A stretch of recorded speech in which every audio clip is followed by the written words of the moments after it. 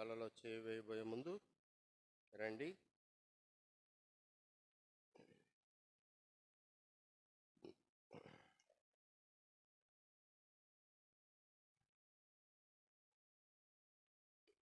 యోహాను సువార్త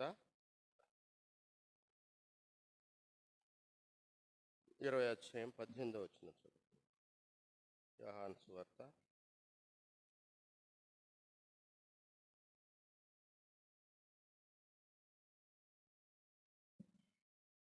20వ అధ్యాయం 18వ వచనం. మగ్దలేని మరియ వచ్చి, నేను ప్రభువును చూచితిని, ఆయన నాతో ఈ మాటలు చెప్పినని శిష్యులకు తెలియజేశాను. అదేవిధంగా కొరింథీ రాసిన మొదటి పత్రిక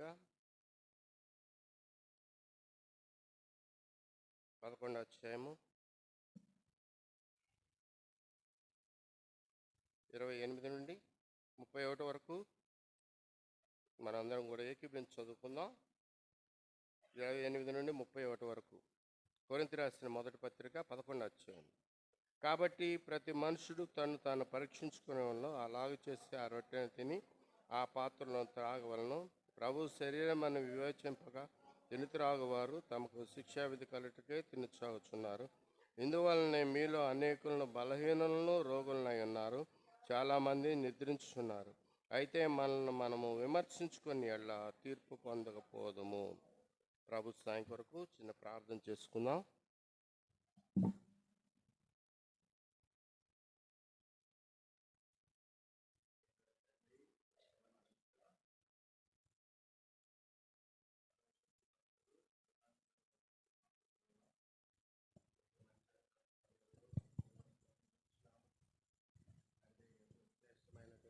మళ్ళా ప్రభా, మరి మీ శరీరానికి సాదృశ్యమైనటువంటి రొట్టెలోను మీ యొక్క రక్తానికి సాదృశ్యమైనటువంటి ఆ ద్రాక్ష రసములు తండ్రి, మేము యోగ్యమైన రీతిలో ప్రభు పాలు పొందటానికి నన్ను మేము సిద్ధపాటు చేయండి. అదెంతో శ్రేష్టమైంది.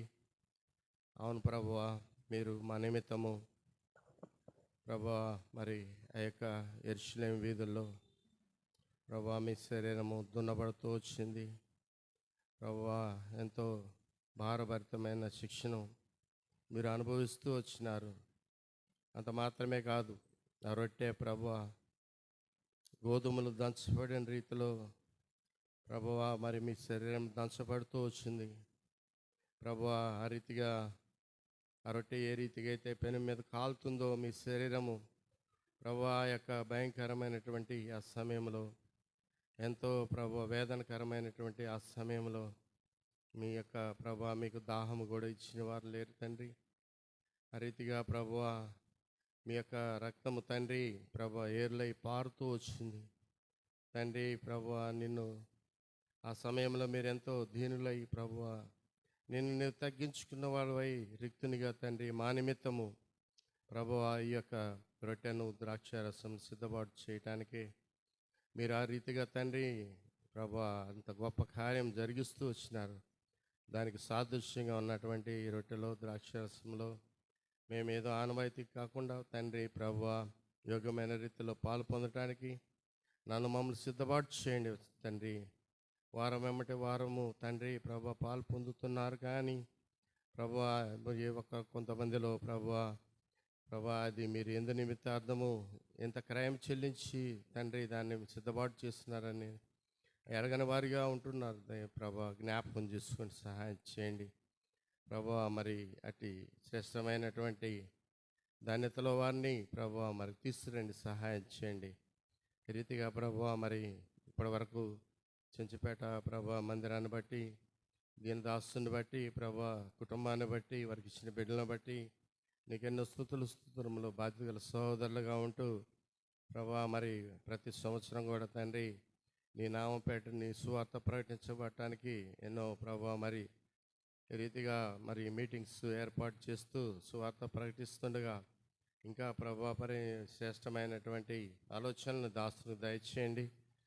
సంఘం క్షేమాభివృద్ధి నిమిత్తం తండ్రి ప్రభా మీరే ప్రతి ఒక్కరిని కట్టండి, ఆయుధపరచండి ప్రభా. సహోదరుల ఐక్యత సమాధానం కలిగి ముందు సాయపడి సహాయం చేయండి ప్రభు నిలబడి దాస్తున్న అయోగ్యుడిని కొలతలేని ఆత్మను దయచేయండి. ప్రభా మీ సిలువ ధ్యానం ఎంతో ప్రభా మరి శ్రేష్టమైంది. దాన్ని వర్ణించాలంటే ఎంతో జ్ఞానం కావాలి. నేను ప్రభా మరి అట్టి ప్రభా జ్ఞానం నాకు దయచేయండి, సహాయం చేయండి. సమస్త విషయంలో మీరే తోడుగా ఉండి మీరు చేసిన కార్యములను బట్టి మిమ్మల్ని కీర్తించుకొని ఆడుకుంటూ మమ్మల్ని ప్రభా యోగ్యమైన రీతిలో బలలో చేయవేయడానికి మమ్మల్ని సిద్ధపాటు చేస్తున్నామని దయగల కృపగల కన్నుగల హస్తాలకు అప్పగించుకుంటూ మీ దాసుడు రతన్ రాజు బ్రదర్ని కూడా తండ్రి ప్రభా పరిచర్య ముగించుకుని క్షేమంగా మా మధ్యకు వచ్చే వరకు నీ కనుదృష్టి దాసుని మీద ఉంచుతురమ్మని యేసుక్రీస్తునామన ప్రభా మరి చేరి వచ్చిన ప్రియులందరిని బట్టి నీకు ఎన్నో స్తుతులు చెల్లించుకుంటూ ప్రియ ప్రభు రక్షకుడు యేసుక్రీస్తునామన అతి వినయంగా ప్రార్థించి స్తుతించి అడిగి పెట్టుకుంటున్నాం తండ్రి, ఆమేన్.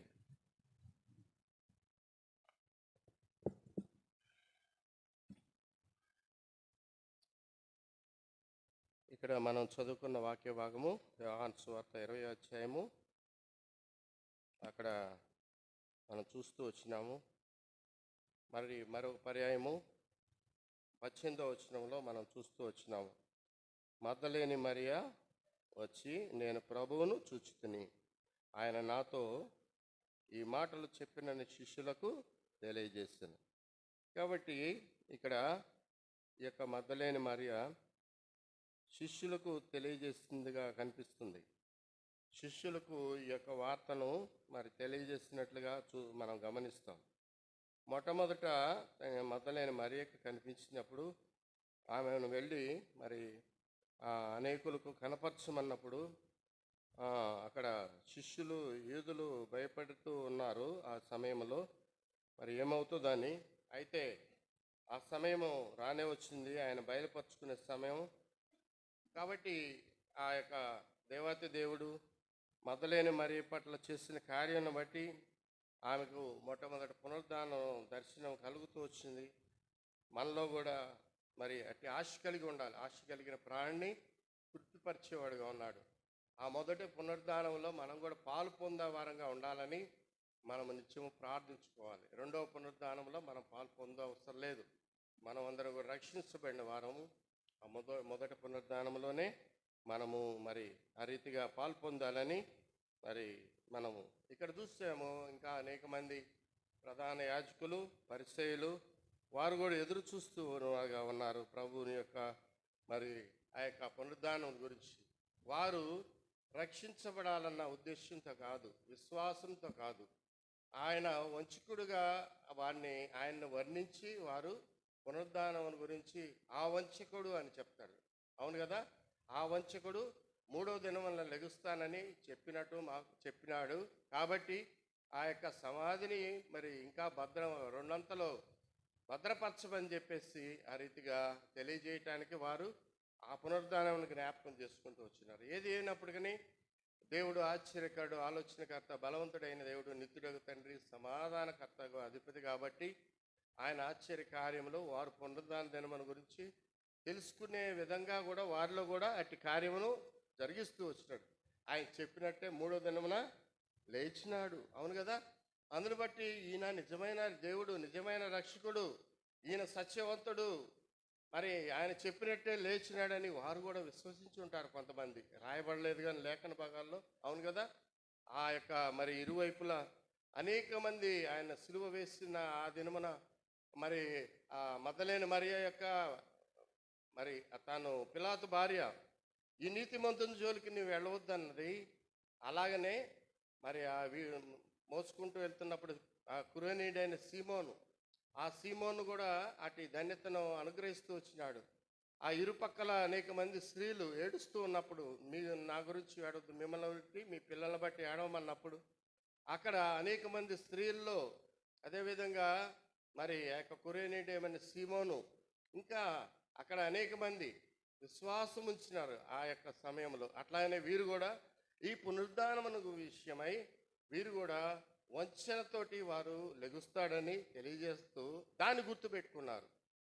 కాబట్టి దేవుడు వారిలో కూడా ఆయన గొప్ప కార్యము చేయ శక్తి గలవాడని వారిలో కూడా నిరూపిస్తూ వచ్చినాడు. వారు వంచనతోటి వెయిట్ చేస్తున్నారు. ఏమైతే మరి దేవుని వైపు చూసి ఆ పునరుద్ధాన నిరీక్షణ కలిగి మగ్దలేని మరి ఉంటే వారేమో వంచనతోటి ఎదురు చూస్తున్న వారుగా ఉన్నారు.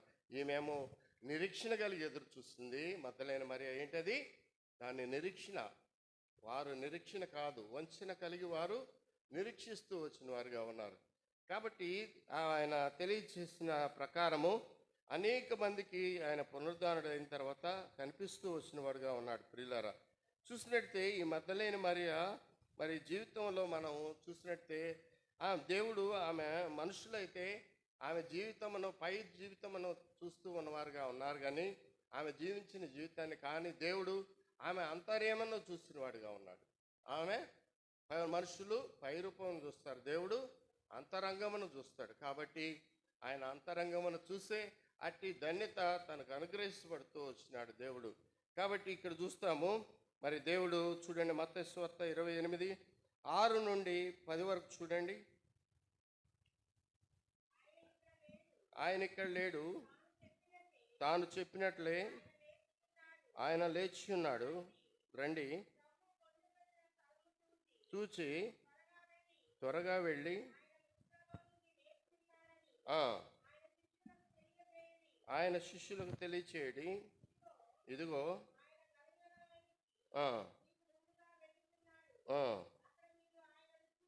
చూతురు చెప్తున్నా నేను.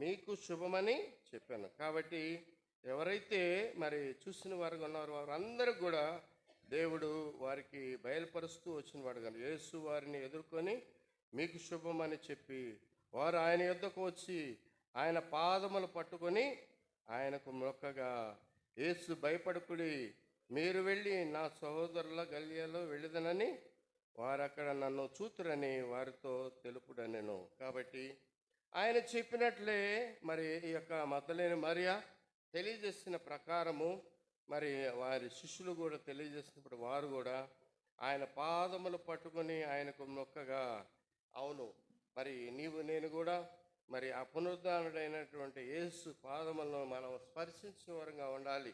అంత మాత్రమే కాదు, ఆయన అంటున్నాడు, యేసు భయపడకుడి, మీరు వెళ్ళి నా సహోదరులకు భయపడకుడి.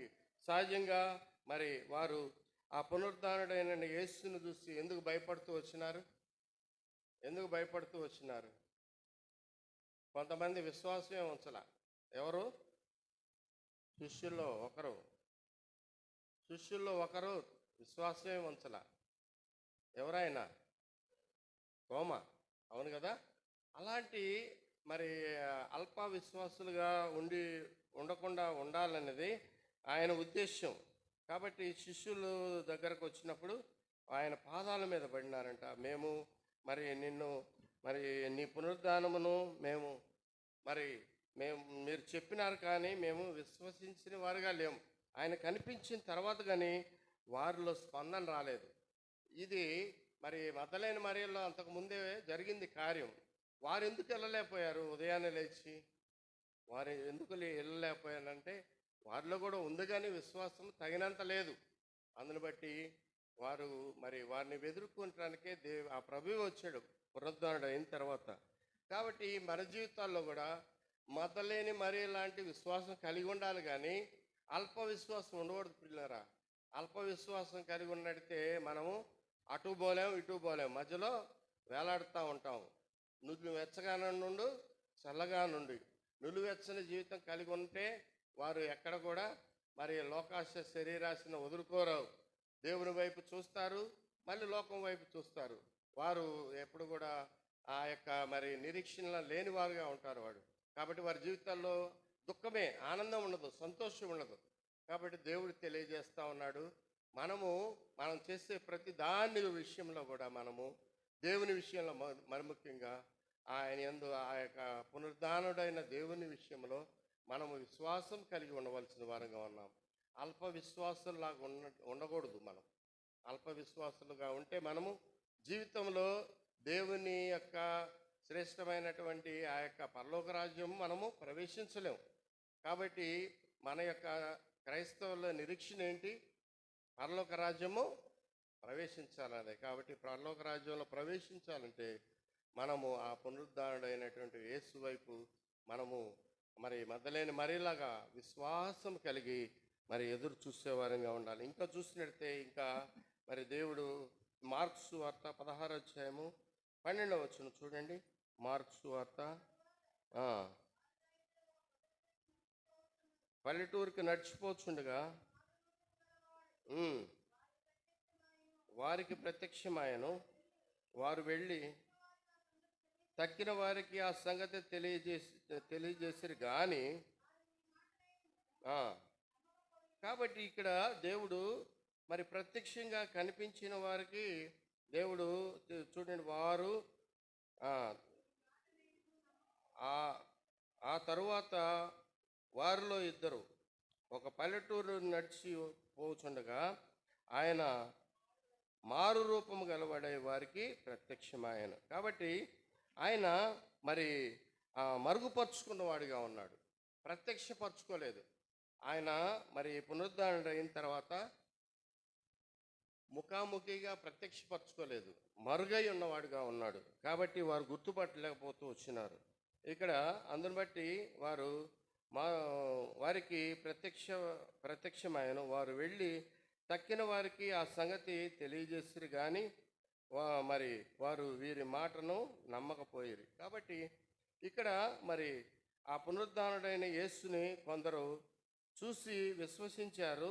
వారు కొంతమంది నమ్మారు, కొంతమంది నమ్మలేదు. నమ్మునే వారికి మరి విశ్వాసం అన్నది, నమ్మని వారికి మరి అవిశ్వాసం అన్నదని చెప్పగలుగుతాం మనం. కాబట్టి నీవు నేను మరి దేన్నైతే విన్నామో, చూసామో, చదివామో దాన్ని విని గ్రహించి మనము విశ్వాసం ఉంచాలి. కానీ మరి ఆ దేవుని తోమాలాగా ఆయన గాయముల్లో వేలు పెట్టి చూస్తే కానీ నేను నమ్మను అనేటువంటి ఆ స్వభావం కలిగి ఉండకూడదు. ఈ యొక్క మొదటి వారిలాగా మనము మరి నమ్మేవారిగా ఉండాలి. దేవుని యొక్క వాక్యము ఉన్నదంటే అది మరి 100% 100% కూడా అది సత్యమై ఉన్నది. కాబట్టి ఆ వాక్యమైన సత్యవాక్యమును మనము విన్నవారమై విశ్వసించాము. వీటి వలన విశ్వాసం కలుగునన్నట్టు విన్నాము, విశ్వసించాము. ఆ ప్రకారమే మనము ఆయన వైపు చూసేవారంగా ఉండాలి. కానీ ఈ యొక్క మరి వీరు చెప్పినప్పటికీ కొంతమంది అక్కడ విశ్వసించలేదు వారు అని చెప్పబడతా ఉన్నది, వారు నమ్మలేదని చెప్పబడుతుంది. అలా ఉండకూడదు ప్రియులారా.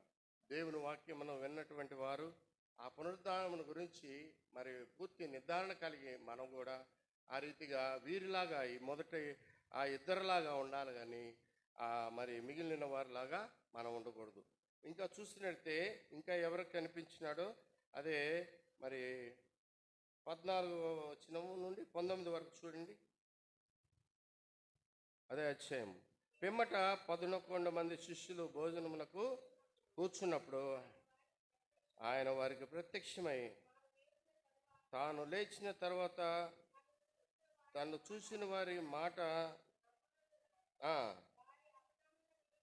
వారి అపనమ్మిక నిమిత్తమును హృదయ కాఠిన్యం నిమిత్తమును వారిని గర్దించెను. సర్వలోకమునకు వెళ్ళి సర్వసృష్టికి నీ సువార్తను ప్రకటించుడి. నమ్మి బాప్తిసం పొందినవాడు రక్షించబడును, నమ్మని వారికి శిక్ష విధించబడును. నమ్మిన వారి వలన ఈ సూచక్రియలు కనబడును. అనగా నా నామమున దయ్యములను వెళ్ళగొట్టుదురు, మాట్లాడుదురు, పాపములను ఎత్తి పట్టుకుందురు, మరణకరమైనది ఏది త్రాగినను అది వారికి హాని చేయదు, రోగుల మీద చేతులుంచినప్పుడు వారి స్వస్థత నొందరని వారితో చెప్పేది. ఇక్కడ ఏమర్థం అవుతుంది మీకు? ఇక్కడ ఏమర్థం అవుతుంది? ఏం చెప్పరు, మాట్లాడరు ఏమి? ఇక్కడ ప్రభు మరి శిష్యుల దగ్గరికి వెళ్ళాడు. శిష్యుల దగ్గరికి వెళ్ళినప్పుడు తాను లేచిన తర్వాత తను చూసిన వారిని మాట నమ్మనందున వారి అపనమ్మకము నిమిత్తము, హృదయ కాఠిన్యము నిమిత్తము వారిని గర్దించెను. మనము మరి ఇక్కడ రెండు గ్రూపులు కనిపిస్తున్నాయి. మరి వారు నమ్మకుండా హృదయ కాఠిన్యం కలిగి ఉన్నారు. కాబట్టి ఇట్టి వారిని ఉద్దేశించి వీరు మరి లోకంలో కలిసిపోయి ఉన్నవారుగా ఉన్నారు. దేవునిలో మరి సంబంధులై ఉండి కూడా వీరు లోక సంబంధులుగా ఉన్నారు. అందుకనే దేవుని పునరుద్ధానమును విశ్వసించిన వారుగా లేరు వాళ్ళు.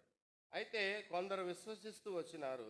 వారిని ఉద్దేశించి అంటున్నారు, మీరు సర్వలోకమునకు వెళ్ళి సర్వ సృష్టికి ఎవరైతే విని విశ్వసించినారో ఆయన పునరుద్ధానం గురించి వారు ఎవరైతే మరి ఆ విశ్వాసం ఇచ్చినారో వారిని ఉద్దేశించి మాట్లాడుతున్నాడు ప్రియులరా. మరి ఆ యొక్క విని విశ్వాసం ఉంచిన వారిని గురించి మాట్లాడతలేదు ఆయన, విశ్వాసం ఉంచిన వారిని గురించి మాట్లాడుతున్నాడు. సర్వలోకమునకు వెళ్ళి సర్వ సృష్టికి సువార్త ప్రకటించుడి, నమ్మి బాప్తిస్వం పొందిన వారు రక్షించబడతారు. కాబట్టి మీరు చెప్పండి, మీ మాట విని ఎవరైతే నమ్ముతారో వారు రక్షించబడతారు, నమ్మని వారు శిక్షక పాత్రలు అవుతారు. కాబట్టి మీరు వెళ్ళండి అని చెప్పేసి ఆయన ఆ నమ్మిన వారిని ఉద్దేశించి మాట్లాడుతూ వచ్చినారు.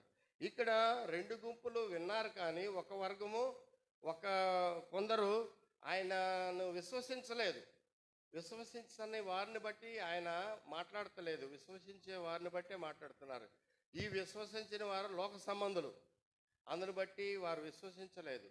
నీవు నేను అట్టి లోక సంబంధాలు కాకుండా దేవుని సువార్త వింటున్నారు, కానీ కొంతమంది విశ్వసిస్తున్నారు, కొంతమంది విశ్వసించట్లేదు. ఆయన పునరుద్ధానం గురించి కూడా నేటి దినం వింటున్నా, కానీ కొంతమంది విశ్వసిస్తున్నారు, కొంతమంది విశ్వసించట్లేదు. విశ్వసించని వాళ్ళు నరకానికే పాత్రలు అవుతారు. విశ్వసించిన వారు ఆయన ఇచ్చేటువంటి శ్రేష్టమైనటువంటి నిత్య నూతన రాజ్యంలో ప్రవేశిస్తారు. కాబట్టి వారిని ఉద్దేశించి ఎవరైతే విశ్వాసం ఉంచినారో వారిని ఉద్దేశించి మాట్లాడుతున్నారు. మీరు వెళ్ళి సర్వ సృష్టికి మరి సువార్త ప్రకటించండి, నమ్మి బాప్తిస్మం పొందిన వారు రక్షించబడతారు, నమ్మని వారికి శిక్ష ఉంటుంది. కాబట్టి నేను చెప్తున్నాను మీకు, మీరు వెళ్ళి సువార్త ప్రకటించండి అంటున్నాడు. ఇంకా చూసినట్టే నమ్మిన వారి వలన ఈ సూచక క్రియలు కనబడును.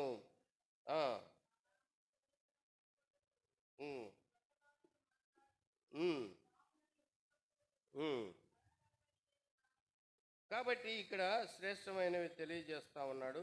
నమ్మిన వారి ద్వారా ఇలాంటి నా నామమున దయ్యములు వెళ్ళగొట్టుదురు నేను చెప్పబడుతుంది. ఎవరైతే నమ్మినారో వారు విశ్వాసం ఉంచి దేవుని నామం పేరిట మరి వారు ప్రార్థన చేసినట్టే దయ్యములు వెళ్ళగొట్టబడతాయి, కొత్త భాషలు మాట్లాడేదని చెప్పబడుతుంది. ఆ రీతిగా వారు అనేక విధములైనటువంటి భాషలు మరి ఇది మాట్లాడతారని చెప్పబడుతుంది ఆయన నామం నిమిత్తం. ఇంకా మరణకరమైనది త్రాగినను అది వారికి హాని చేయదు, రోగుల మీద చేతులు ఉంచినప్పుడు వారు స్వస్థ నొందుదురని వారితో చెప్పిన. కాబట్టి వారిని ఆశీర్వదించి దీవించి ఈ రీతిగా ఆయన పునరుద్ధానుడు అయిన తర్వాత కనిపించిన వారికి ఇవన్నీ కూడా ఆయన ప్రకటించిన వాడిగా ఉన్నాడు. కాబట్టి నీవు నేను ఆయన పునరుద్ధాన దినమును గురించి ఎరిగినటువంటి మనము ఆయన యందు విశ్వాసం ఉంచి ఆయన క్రియలను గురించి మనం కూడా వెల్లడిపరిచే వారంగా ఉండాలి, కానీ వెల్లడి పరచని వారి ఆ లిస్టులో మనం ఉండకూడదు. ఆ లిస్టులో మనం ఉంటే ఈలోకి సంబంధమైన వారు అవుతాం. వెల్లడి పరిచినట్లయితే ఆయన సంబంధం అవుతాము, ఆయన నిత్య నూతన రాజ్యంలో మనము పాలు పొందుతాం. కాబట్టి మరి దేవుడు ఆ విధంగా అటు కార్యములను జరిగిస్తూ వచ్చిన వాడుగా ఉన్నాడు. ఈ యొక్క పునరుద్ధానం గురించి పాత నిబంధన భక్తులు కూడా వారు కూడా ఒప్పుకుంటూ ఉన్నవారుగా ఉన్నారు, వారు కూడా తెలియజేసిన వారుగా ఉన్నారంట.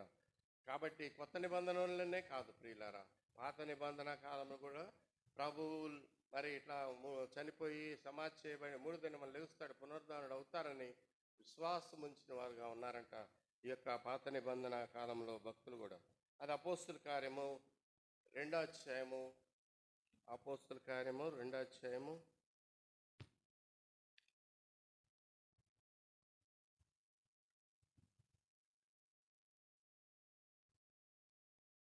32వ వచనం చూడండి. ఈ యేసును దేవుడు లేపెను, దీనికి మేమందరము సాక్షులము. 31 చదువు. పాతాళములో విడువబడలేదనియు, ఆయన శరీరము కుళ్ళిపోలేదనియు దావీదు ముందుగా తెలుసుకుని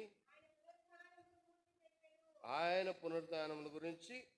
కాబట్టి దావీదు యొక్క దేవాతి దేవుని యొక్క పునరుద్ధానం గురించి ముందుగానే తెలియజేస్తూ వచ్చిన వాడుగడు.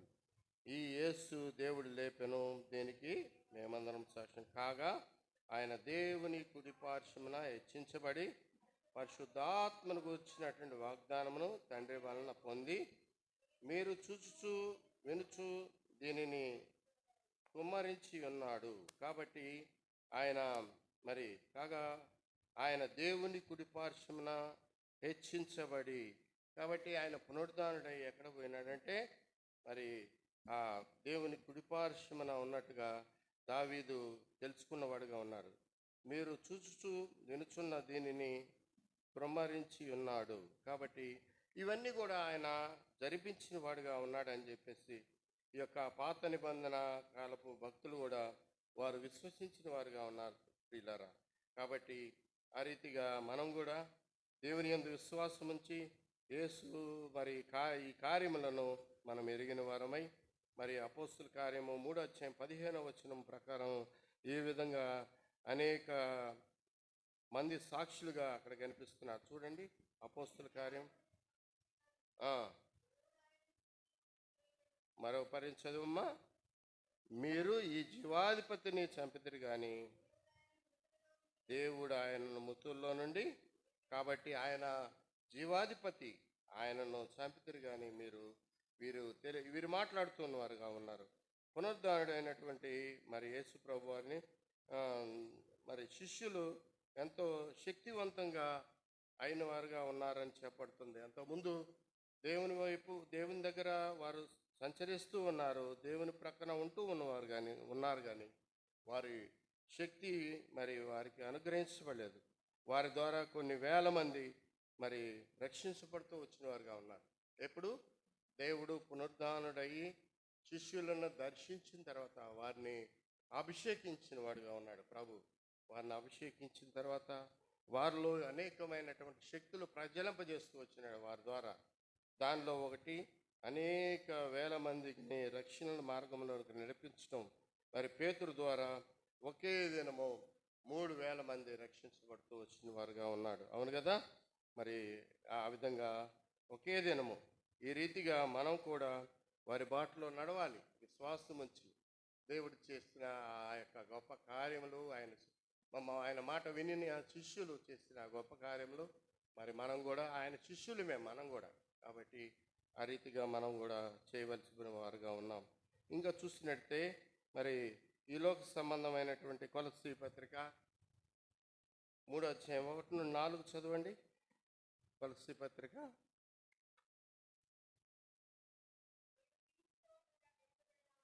మీరు క్రీస్తు కూడా లేపబడిన వారైతే పైనున్న వాటినే వెదకుడి, అక్కడ క్రీస్తు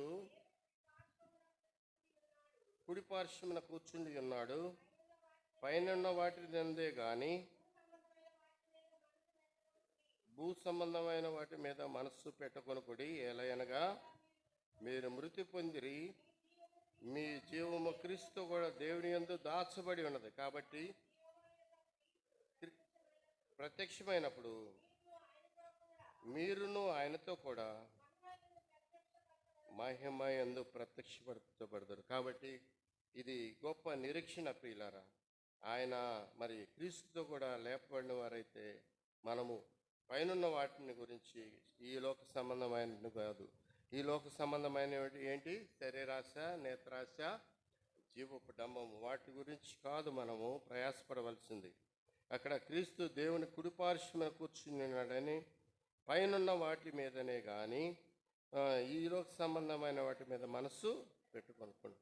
పైనున్న వాటి కంటే శ్రేష్టమైనవి. ఈ లోకంలో మనం చేసినటువంటి కార్యములను బట్టి గొప్ప బహుమానాలు దేవుడు అనుగ్రహించేవాడుగా ఉన్నాడు. ఆ వాడబారిన ఆ రాజ్యములో ఈ యొక్క అశాశ్వతమైన ఈ లోకంలో మనం ఎన్ని సంపాదించుకున్నా ఎంత చేసినా వేస్ట్ అదంతా. మనం ఎన్ని నీతి క్రియలు చేసినా అవన్నీ కూడా మీ యొక్క నీతి క్రియలు మరి ఏమని చెప్పబడుతుంది? మురికి మురికి మురికి గుడ్డలతో సమానం. ఈలోక సంబంధమైన కాదు, మనం చేయాల్సిన ఆత్మ సంబంధమైన చేయాలి. కాబట్టి ఆత్మ సంబంధమైన చేసేవాళ్ళు ఈలోక సంబంధమైన వాటి మీద ఆశ పెట్టుకోరు. కాబట్టి వారి యొక్క చూపు అంతా కూడా లోక సంబంధమైనదిగా ఉండదు, పరలోక సంబంధమైనదిగా ఉంటుంది. పరలోక సంబంధమైనది అంటే దేవునికి ఏది ఇష్టమో అదే జరిగిస్తారు. ఆ పరలోక సంబంధమైనటువంటి దానికోసం ఎదురు చూసేవాళ్ళు. మరి ఈలోక సంబంధంగా జీవించేవాళ్ళు దేవునికి ఇష్టమైనవి అవి జరిగిస్తూ ఉంటారు. కాబట్టి దేవుడు కోరుకునేది అది కాదు. మీరు మీ జీవము క్రీస్తు కూడా దేవుని యందు దాచబడి ఉంటుంది. అవును, మనం ఎప్పుడైతే రక్షించబడినామో నీ జీవము నా జీవము మన జీవం ఎక్కడ ఉందంట? క్రీస్తు దగ్గర దాచబడి ఉన్నదంట. కాబట్టి మనము మరి ఈలోక సంబంధము కాదని చెప్పబడుతున్నది. అందుని బట్టి ఎలాగనగా మీరు మృతి పొందితే మీ జీవము క్రీస్తు కూడా దేవుని యందు మనం మృతి పొందిన వారమే. ఈలోక సంబంధంగా మనకు జీవమై ఉన్నటువంటి క్రీస్తు ప్రత్యక్షమైనప్పుడు మీరును ఆయనతో కూడా మహిమయందు ప్రత్యక్షపరచబడతారు. ఇది గొప్ప నిరీక్షణ.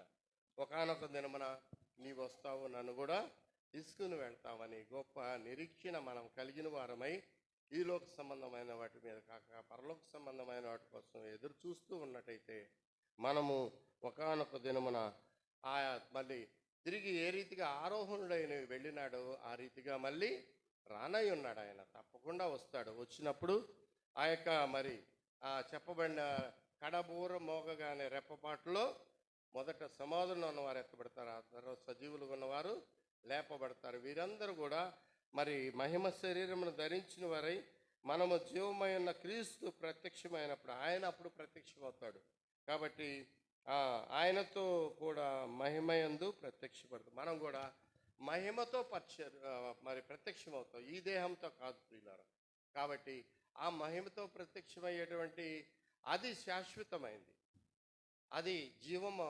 ఈ జీవము విడిచిపెట్టి మహిమ దేహమును మనం ధరించుకుంటాం. మత్స్యమైన ఈ శరీరమును విడిచి మహిమ దేహమును మనము కలిగి వారుగా ఉంటాం. అప్పుడు ఆయనతో కూడా మనము 1000 ఏళ్ల రాజ్యము యుగములు ఆయనతో మనము మరి జీవించే వారంగా ఉన్నాము. దేవుడు తెలియజేస్తా ఉన్నాడు.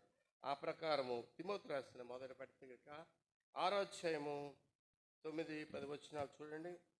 తిమోతి రాసిన మొదటి పత్రిక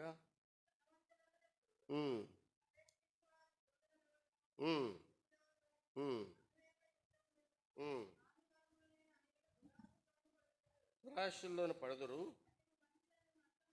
నష్టములోను నాశనములోను ముంచివేయను. ఎలా అనగా ధనాపేక్ష కీడులకు మూలము. కొందరు దాన్ని ఆశించి విశ్వాసము నుండి తొలగిపోయి నానా బాధలతో తమను తాము. కాబట్టి ఇలాంటి నష్టము మనకు జరగకుండా ధనవంతులగుటకు అపేక్షించు వారు శోధనలో పడతారంట. ఉరిలోను అవివేకయుక్తములు హానికరములైనటువంటి అనేక దురాశలతోనూ పడుదురు. కాబట్టి దేవునికి ఉరిలో పడతారంట వాళ్ళు. ఇంకేం మిగిలేదు ఏం ఊరేసుకుంటే నువ్వు చేస్తే ఏముంది, నేను చేస్తే ఏముంది. అవివేకయుక్తములకు హానికరమైనటువంటి అనేక దురాశలు, హానికరమైనవి, ఈ లోక సంబంధమైనవి, హానికరమైనవి, దేవునికి అయిష్టమైనవి. మరి అలాంటివి వాటిలో వాటిలో చిక్కుకుపోతారు, బయటకు రాలేరు. ఇక ఒక్కసారి అలవాటు అయ్యారనుకోండి వాళ్ళు బయటకు రాలేరు. అవును కదా, అనేక మందిని చూస్తాం. అలాంటి మరి వాటికి ఆశపడకూడదు. చూసినట్టే అవివేకయుక్తములకు హానికరమైనటువంటి అనేక దురాశలు, అవివేక వ్యక్తమైనవి అంటే దేవునికి అయిష్టమైనవి, ఈ లోక సంబంధమైనవి, ఇవన్నీ కూడా వస్తాయి. దానిలో చాలా రకాలు ఉన్నాయి. అవన్నీ మనం మాట్లాడుకోవడం కూడా మంచిది కాదు. కాబట్టి వాటినన్నిటిని మనం పరిత్యజించాలి, వాటికి దూరంగా ఉండాలి. హానికరమైన అనేక దురాశలను పడుదురు. అట్టివి మనుషులను నష్టములోను నాశనములోను ఇంకా ఏం లేవు. వాటికి అలవాటు అయితే దేవుని వైపు చూడరు. వాళ్ళు దేవుని ఈ వారి యొక్క శరీరమే వారికి స్వర్గం, వారి యొక్క భోజనమే వారికి స్వర్గం. వాడు మరి ఆ ధనవంతుడు అంటాడు కదా, చూడు, ప్రాణమా తినుము త్రాగుము సుఖించము. ఇక లోక సంబంధించిందే కానీ దైవ సంబంధంగా ఏ ఉండదు వారి జీవితాల్లో. వారికి నాశనానికే పాత్రలు. కాబట్టి అలాంటి వారు కాదు మీరు. మీరు మరి దేవుడు తెలియజేస్తున్నాడు, ఆయన వచ్చి ప్రత్యక్షమైనప్పుడు మహిమదేహంతో మనము మరి ప్రత్యక్షపరచబడాలంటే వీటినన్నిటినీ త్యజించబద్దులుగా ఉన్నాం. ఎందుకనగా ధనాపేక్ష సమస్తమైనటువంటి కీడులకు మూలము కొందరు దానిని ఆశించి విశ్వాసము నుండి తొలగిపోయేది. కాబట్టి విశ్వాసులుగా ఉన్నవారు అధిక ధనమును అపేక్షించి, ఈనాడు అదే కదండి జరుగుతుంది బయట ప్రపంచంలో. మరి భక్తి అని భక్తి పరులుగా వస్తారు, మరి చక్కగా దేవుని చేత ఆశీర్వదించబడతారు. ఆశీర్వదించబడిన తర్వాత వాళ్ళు లోక భోగాలకు అలవాటు పడి మరి ఈ విధమైనటువంటి భయంకరమైనటువంటి విశ్వాసములను తొలగిపోయేవారుగా ఉంటారు. కాబట్టి వారు నామకార్థ క్రైస్తవులుగా ఉంటారు. అనేక మంది ఈరోజు అదే జరుగుతున్నది. కాబట్టి అది కాదు దేవుడు కోరుకునేది. వారు నానా బాధలతో తమను తాము చివరికి జరిగేది అది వారి జీవితాల్లో. కాబట్టి మీరు అలాంటి వారిగా మీరు ఉండకూడదని చెప్పేసి దేవుడు తెలియజేస్తూ ఉన్నవాడిగా ఉన్నాడు. యోహాను సువార్త 3:16 చూసినట్టు, ఇప్పుడు క్రీస్తు యేసునందు చూడండి, 1 యోహాను సువార్త, 1 యోహాను రాసిన మొదటి పత్రిక 3:16 ముగిస్తాను. ఆయన మన నిమిత్తం తన ప్రాణం పెట్టిన కనుక ప్రేమ ఎటుదని తెలుస్తుంది. కాబట్టి మనము ఇటు ప్రేమ కలిగి ఉండాలి ప్రియులారా. సంఘంలో ప్రేమ కలిగి ఉండాలి, కుటుంబంలో, వ్యక్తిగతంగా, సంఘ జీవితంలో అట్టి ప్రేమ కలిగి ఉండాలని దేవుడు తెలియజేస్తున్నాడు. కాబట్టి చూసినట్టే ఇది సంఘమునకు కలిగినటువంటి గొప్ప దైవిక నీతిగా చెప్పబడతా ఉన్నది.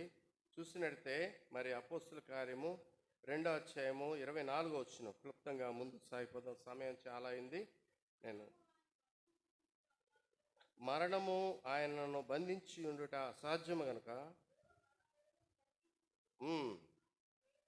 ఆయనను లేపిన. కాబట్టి ఇది సంఘమునకు గొప్ప దైవికమైనటువంటి నీతిగా మనము సంప్రాప్తమైందంట మనకు. దీని ద్వారా మనము దైవికమైనటువంటి మార్పు పొందిన వారమైనాము. అంత మాత్రమే కదా. రోమాపత్రిక 13:14 చూసినట్టే ప్రభు అయిన యేసును ధరించుకున్న వారమైనామంట. అక్కడ ప్రభు అయిన యేసుక్రీస్తుని ధరించుకున్న వారై శరీరేచ్ఛలను నెరవేర్చుకొనక శరీర విషయమై, కాబట్టి మనం శరీర విషయమై ఆలోచన అనేదే చేసుకోకూడదంట. ప్రభువును ధరించినటువంటి మనము మరి ఏమి తిందామా, ఏమి తాగుదామా అని చెప్పేసి మరి రేపటి గురించి మనం ఆలోచించే అవసరం లేదు. ఆకాశ పక్షులు విత్తవు కోయవు, వాటిని పోషించేవాడు దేవుడే. వాటికంటే జ్ఞానం కలిగిన వారం మనం, అవును కదా. కాబట్టి అలాంటి మనము ఆలోచించాల్సిన అవసరం లేదు. ఇంకా చూసినట్టే మరి రోమీయులకు రాసిన పత్రిక 2:13 చూసినట్టే మనము నీతిమంతులంగా తీర్చబడినామని అక్కడ చెప్పబడుతుంది.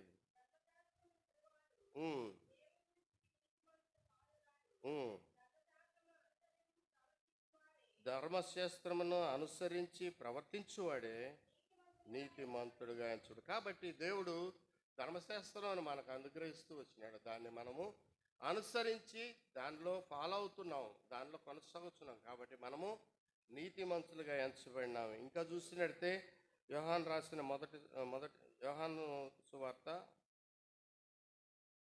పత్రిక, మొదటి పత్రిక 4:4 ఇందా చదువుకున్నాం. లోకంలో ఉన్నవాడు మనలో ఉన్నవాడి కంటే గొప్పవాడు. కాబట్టి మనము కాబట్టి ఈ లోకమును మనం జయించి ఉన్నాం. మనలో ఉన్నవాడు గొప్పవాడు. కాబట్టి మరి మనము నిత్యము ఈ యొక్క మరి ధర్మశాస్త్రానుసారంగా నడుచుకునే వారం కాబట్టి లోకంలో ఉన్న వాటిని జయించిన వారుగా ఉన్నాం. అంత మాత్రమే కాదు, నిరీక్షణ కలిగిన వారముగా ఉన్నాము అని చెప్పబడుతుంది. దశలోని రాసిన మొదటి పత్రిక 4:14 యేసు మృతి పొంది తిరిగి లేచినని మనము నమ్మినలా అదే ప్రకారము యేసునందు నిద్రించిన వారిని, కాబట్టి యేసునందు నిద్రించే వారంగా ఉండాలి కానీ లోకమునందు నిద్రించే వారంగా ఉండకూడదు. మరి చెప్పబడినటువంటి వాక్యానుసారం చూసినట్టే 1 కొరింథీ పత్రిక 15వ అధ్యాయం 22వ వచనంలో ఆదామునందు అందరు ఎలాగ మృతి పొందుచున్నారో కడపటి ఆదామైనటువంటి యేసుక్రీస్తు ద్వారా ఆ రీతిగా మనము బ్రతికించబడుచు ఉన్న వారంగా ఉన్నాం. ఆదామునందు ఏ రీతిగా అందరూ మృతి పొందుతున్నారు, కడపటి ఆదామైనటువంటి యేసుక్రీస్తు ద్వారా, ఆయన పునరుద్ధానం ద్వారా మనం అందరం కూడా బ్రతికించబడుచున్న వారంగా ఉన్నాము. రోమిలకు రాసిన పత్రిక 9వ అధ్యాయం 5వ వచనం చూడండి. ఈయన సర్వాధికారి అయిన దేవుడు సూత్రార్హుడై ఉన్నాడని చెప్పిస్తే అక్కడ